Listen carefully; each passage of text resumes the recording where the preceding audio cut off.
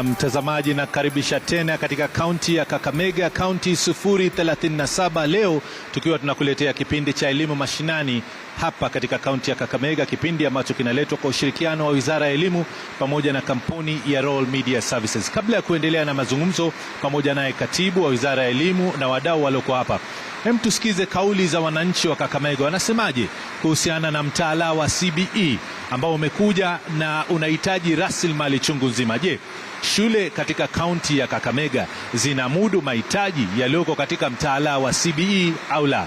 Hem, tuwasikilize baadhi ya wadau katika kaunti hii. The CBE is more hands-on and we rely on students, especially during that class management and teaching. We involve them a lot, and one way through which we involve them is the use of ICT. So without ICT, it is very difficult for curriculum to be realized. CBE has a lot of positive stuff because, one, there are people doing STEM, social sciences, and arts and sports. Those doing arts and sports follow their passion. And one thing that determines which path you're going to take is personal interest. So those in arts and sports have the passion there. Unlike 844, where everybody was required to do two pure sciences, biology, chemistry, biology, physics, CBE is more into talent and your ability rather than what the world wants from us. Changamoto yenye niko nayo ni moja. Mtoto wangu amefanya grade 9. Ndio alipata grade mzuri, ni points mzuri, akaitwa shule kubwa yenye hata sikuwa natarajia. Lakini shida ni moja. Ameenda huko amepata kompyuta ni compulsory. Na shule yenye mtoto wangu amesoma hapa Shinyolu constituency hawana kompyuta. Hakuwahi hata wana yenyewe, hakuwahi hata kuuza. Sasa yeye akifika masomo ya kompyuta na ni compulsory, anaambiwa aoperate, ajui chochote. Sasa serikali mnatusaidia aje? Taji capitation iongezwe na vitabu publishers. Serikali iende iongee na watu wa publishers waongeze vitabu za kusoma. Hapo nyuma tulikuwa na vitabu na wazazi tulikuwa tunanunua, lakini sasa serikali ilitangaza kwamba inaleta vitabu. So tunaona vitabu za kusoma kwa shule. Books are not enough. Kidogo naona serikali imefifia kwa sababu kuna wanafunzi wengi sasa hivi hawako shuleni kwa sababu hawana uwezo wa kupata karo. Na ukizingatia huu mfumo mpya wa CBC imekuja na changamoto mingi, na hivi karibuni ulisikia rais akitoa amrisho kuwa wanafunzi wapelekwe shuleni. Swali langu ni je, huyo mwanafunzi akipelekwa shuleni atakuwa na sare ambayo ametoa wapi? Na baada ya kupelekwa kule shuleni maslahi yake yatashughulikiwa na nani? The CBC in Kakamega or the CBA education in Kakamega is working well. Yeah, it's working well, but we have the problems is concerning the material that which are to be used by the CBC learners. There is not enough materials and no resources. Mtazamaji, ni kauli za wadau na wazazi katika kaunti ya Kakamega. Hapa pia tuna wadau, tutazungumza nao kuhusiana na mada hii inahusiana na mtaala wa CBE, lakini kwanza namrudishia usukani Olive Barris. Thank you, Nimrod. The question of equipping these schools, right? Labs, ICT, but first books. There is a question that she raised about books, that you're supplying public schools, but private schools are not catered for in terms of supply of textbooks.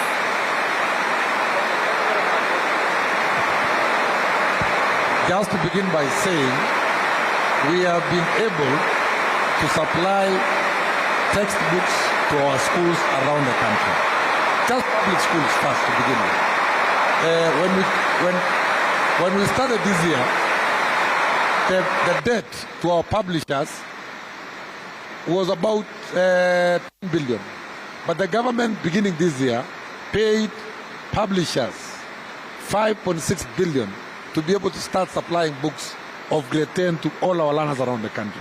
And I wish to confirm in this show that books have been sent to schools around the country.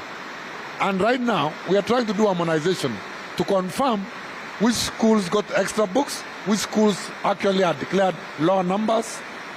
For example, our school are declared 500 spaces, but during admission, they admitted maybe 600 students.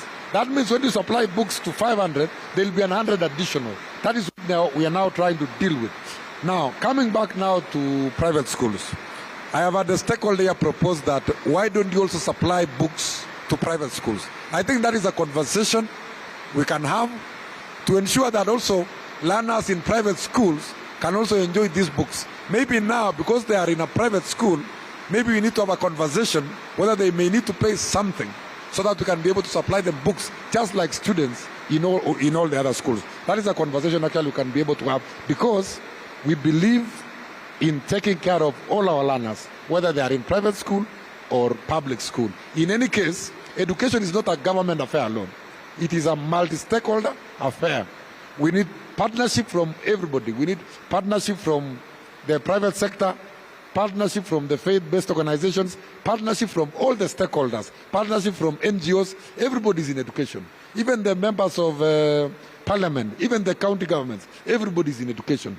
You see, bursaries come from CDF, bursaries come from county governments, bursaries come from NGOs, bursaries come from government through what we call Elimu scholarships. So we need to have a conclusive engagement on this particular issue, and I'm saying that is not a very bad proposal. We can have a conversation and look for a way in which you can be able to accommodate that issue of books. In as far as languages is concerned, in the new competence-based education, which is the best education system in this country, and even in the world over,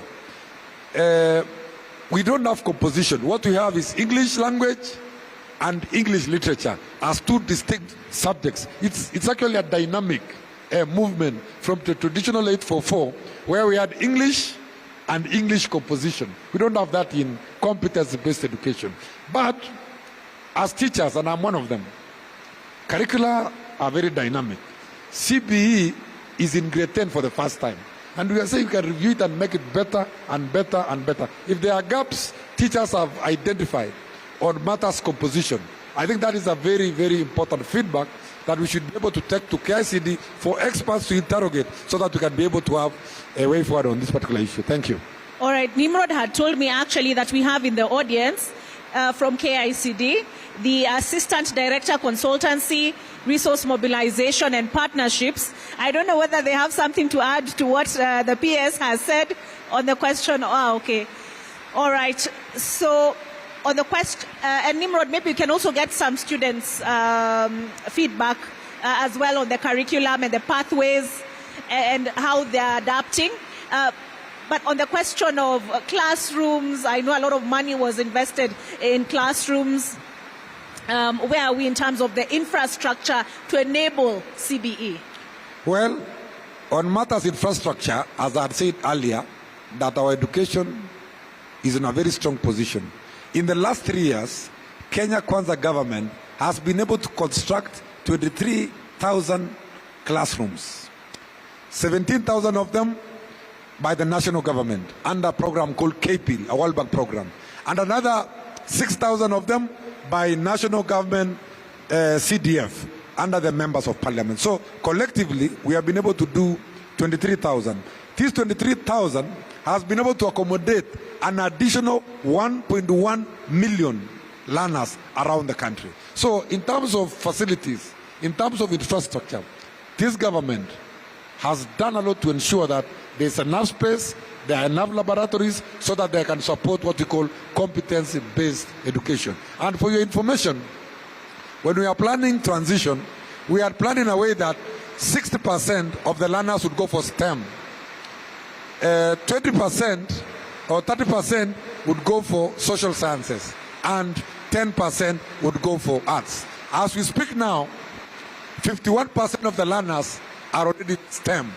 And majority of our schools, senior schools, have STEM as a pathway. And then 38% of our learners, actually about 39% of our learners have chosen social sciences. And 10% of our learners have chosen arts and sports. So this is within our national architecture in terms of ensuring that we focus on sciences to be able to propel this country into the first world. So we are really doing very well overall, and we have enough facilities. We are now rolling out a program to construct 1,600 labs. Already money is in schools, and the process continues so that we can be able to improve the infrastructure in our schools. All right. There's also the question of teachers, especially junior school teachers. Some of the feedback, the recommendations made by the county office is for the recruitment of more teachers, especially for technical and applied subjects at senior school. This administration has really touted the fact that it has employed a lot of teachers. So where are the gaps? Well, Olive, it goes without saying that in terms of employment of teachers, this government has employed the largest number of teachers in the history of this country. And I keep on using the example. During Moi, they used to employ 500 teachers per year. So total 10 years, 5,000 teachers. During Kibaki, we used to employ 1,000 teachers per year. Total for the 10 years, 10,000 teachers. During Uhuru Kenyatta's regime, they employed 2,000 teachers every year. In 10 years of Uhuru, they employed 20,000. Under Kenya Kwanza government, under William Ruto, in only 3 years, they have been able to employ 100,000 teachers. And for record, right now, the number of teachers in our payroll, permanent teachers under government payroll, are 458,000. The number of learners in our schools are 12 million. When you do your mathematics, the ratio of teacher to student right now is 1 to 26. You can do your mathematics. Here in Kakamega, we have 19,383 teachers against 642,000 learners.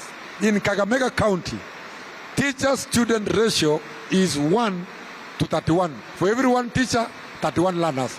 International standard requires that for secondary school, for every one teacher, 35 students. In primary school, for every one teacher, 25 students. So as a nation, in the next few months, there should be no shortage of teachers in this country. Why am I saying so? Because the government has put in a lot of resources to ensure that we have enough teachers in our schools. In addition to that, I want to say that there are new areas which have been created by CBE. For example, metalwork, woodwork, music, Chinese language, indigenous languages, a few areas which we have asked our universities and our teacher training colleges to focus on so that we can be able to get those experts to support competence-based education. But overall, on matters teachers, we are on top of things, and we are very confident that when we employ the remaining 16,000, the shortage of teachers in this country will be a thing of the past. The only challenge we have is that majority of our teachers want to stay in urban areas. They want to teach in schools in posh areas. That is the problem. So we shall be having a conversation with Teachers Service Commission, because we must provide opportunity for every learner in this country, whether they are in town, whether they are in the villages, whether they are in remote areas, whether they are in hardship, so that teachers are distributed fairly around the country. Thank you. Tupe maswali kadhaa, watu pia watuambie kama they agree with the PS or not. Asante sana Olive. Umeniambia ni watafute wanafunzi nimewapata tayari, watazungumza. But for now I have Faith Kataka, who is a CEB member here in the county of Kakamega. I also have Dennis Chesa, a parent from Bishop Sulumeti Shikoti Girls, and I also have Hesbon Omolo from Kakamega Muslim School. I each give them about 45 seconds quickly to ask PS the questions. Thank you. All protocol observed.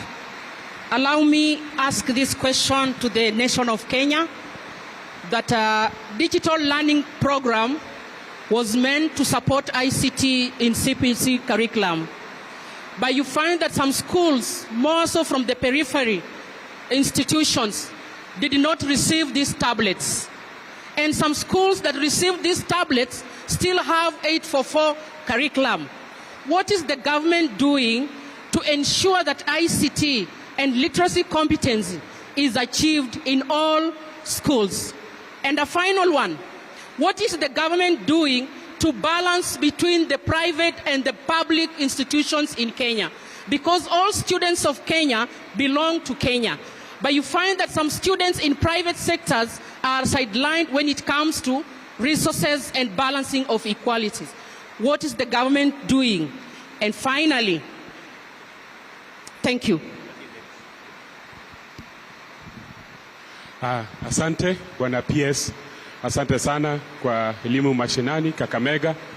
Kwanza niko na maswali mawili. Swali langu la kwanza, in your general remarks, first I want to thank you, and that is a plus to the ministry. For the first time, capitation reached schools before the schools opened this term. But kindly clarify and confirm how much is the capitation for secondary schools, senior schools in this country. Last year, the CS Finance Treasury mentioned something about 16 or something like that, 16,000, but all along we've known that it's 22,500. Kindly, we just need a confirmation as a parent. Two, the issue of CB, yes, it's good for this country, but the issue of distribution of books, just PS confirm if all learning areas have received books from the ministry. Thank you. Thank you, Bwana CS. Mine is not a question but a suggestion. I want to suggest to you, sir, that next year let us consider capping the students we are admitting to C1 and C2 schools to those that have exceeding expectation and meeting expectation. That is what used to happen. And this is not the first time we are seeing transition from one level to another. We shouldn't have a problem that we are having this year. But we know, you and I, we know the problem is capitation. And I want to make a second suggestion. Let us swallow our pride and consider domiciling grade 9 to senior schools. Because, not of politics, but because these students were supposed to have been mentored towards the career line, which the ones we are receiving don't seem to have it. So bring them, we have teachers in senior school, so that we help you on those lines. Thank you. Bwana PS, karibu kwa maswali. Thank you very much, Nimrod. Let me start with the first question on digital learning. What are we doing as government to ensure that there is digital learning around the country? I begin by saying that the government and most of the Ministry of Education, State Department for Basic Education, is doing everything possible to ensure that there is digital learning in our schools. As we speak now, we are rolling out a system called KEMIS, Kenya Education Management Information System, that will connect all our education institutions. And this will be able to aid partly what we call digital learning, because there will be learning that will take place in KEMIS, apart from managing the entire education ecosystem. In addition to that, we are also rolling out a program under World Bank called KDIP with Ministry of ICT, where we are distributing 25,000 laptops to all our primary and junior schools around the country. That's what we're already doing. We started last year.